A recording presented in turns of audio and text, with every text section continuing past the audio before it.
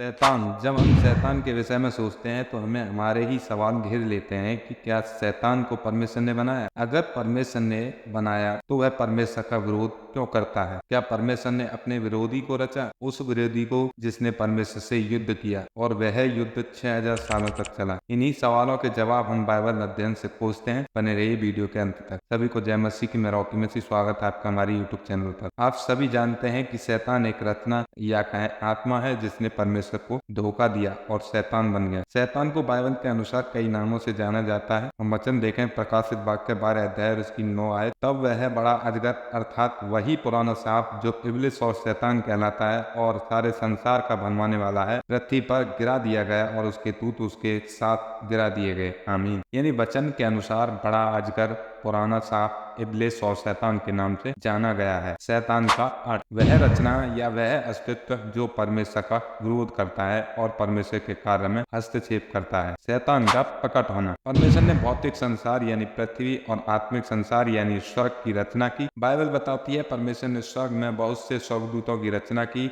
और इन सभी स्वर्गदूतों पर एक प्रधान स्वर्गदूत को रचा जो उत्तम से भी उत्तम था। उसे हर प्रकार की सामर्थ्य से नवाजा। वह स्वर्ग में एक अधिकारी था। हम वचन देखें यहेजकेल 28 अध्याय और उसकी 12 से 14 आए। ए मनुष्य के संतान, सूर के राजा के विषय में विलाप का गीत बनाकर उससे कह, परमेश्वर यहोवा यूं कहता है, तू तो उत्तम से भी उत्तम है, तू बुद्धि से भरपूर और सर्वांग सुंदर है। तू परमेश्वर की अदन नामक वारी में था और तेरे पास आभूषण, मणिक, पदराग, हीरा, फिरोजा, सुलेमानी मणि, यह सब नीलमणि, मरकत और लाल सब भांति के मणि और सोने के पहरावे थे। जिस दिन तू सिरजा गया था उस दिन वे भी तैयार की गई थी। तू छाने वाला अभिषिक्त करूब था। करूब यानी स्वर्गदूत। मैंने तुझे ऐसा ठहराया कि तू परमेश्वर के पवित्र पर्वत पर रहता था। तू आग सरीखे चमकने वाले मणियों के बीच चलता फिरता था। आमीन। यानी जो प्रधान स्वर्गदूत परमेश्वर ने रचा वह बुद्धि से भरपूर और सर्वांग सुंदर था, जिसकी हम कल्पना भी नहीं कर सकते। लेकिन प्रधान स्वर्गदूत ने परमेश्वर को धोखा दिया और उपद्रव से भरकर पापी हो गया। हम वचन देखें यशायाह 14 अध्याय और उसकी 12 से 15 आयत।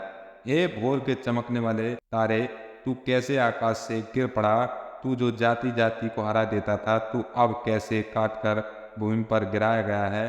तू मन में कहता तो था, मैं स्वर्ग पर चढ़ूंगा, मैं अपने सिंहासन को ईश्वर के तारागण से अधिक ऊंचा करूंगा और उत्तर दिशा की छोर पर सभा के पर्वत पर विराजूंगा। मैं मेघों से भी ऊंचे ऊंचे स्थानों के ऊपर चढ़ूंगा, मैं परम प्रधान के तुल्य हो जाऊंगा, परंतु तू अधोलोक में उस गड्ढे की तह तक उतारा जाएगा। आमीन। यानी प्रधान स्वर्गदूत ने परमेश्वर से विश्वासघात किया, उसके अंदर घमंड आ गया, वह अपने आप को परमेश्वर के तुल्य समझने लगा, इसलिए यहोवा परमेश्वर ने उसे भूमि पर पटक दिया। इतना ही नहीं, प्रधान स्वर्गदूत के पीछे होकर बहुत से स्वर्गदूतों ने भी परमेश्वर को धोखा दिया और शैतान के संगी हो गए। हम वचन देखें दूसरा पतरस 2 अध्याय उसकी 4 आए। क्योंकि जब परमेश्वर ने उन स्वर्गदूतों को जिन्होंने पाप किया नहीं छोड़ा, पर नरक में भेजकर अंधेरे कुंड में डाल दिया ताकि न्याय के दिन तक बंदी रहें। आमीन।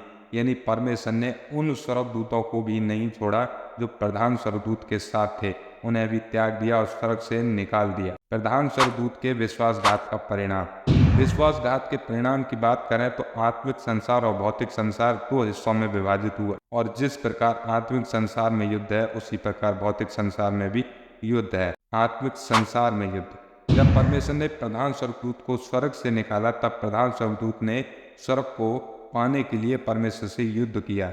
हम वचन देखें प्रकाशित वाक्य 12 अध्याय उसकी 7 से 9 आयत।